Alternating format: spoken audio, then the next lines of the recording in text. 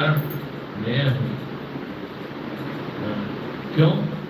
क्योंकि मैं प्रसाद महाप्रसाद में अकेला था, तो ठीक है, तो उसको पछतावा होना चालू हो। और थोड़ी ही देर में वो आया, तो भाई बाबू मेरी गलती से आप क्यों प्रसाद दिए?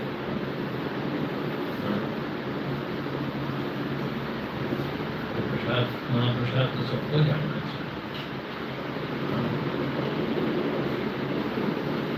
आज से तो थोड़ा थोड़ा महाप्रसाद ही सबके भोजन में रखा, नहीं तो सारे दुख मिट गए। जब उसने माफी मांगी तब मामला ठीक है। लेकिन देखो प्रभुपाद जी का स्वभाव अपने पर ले लेते हैं,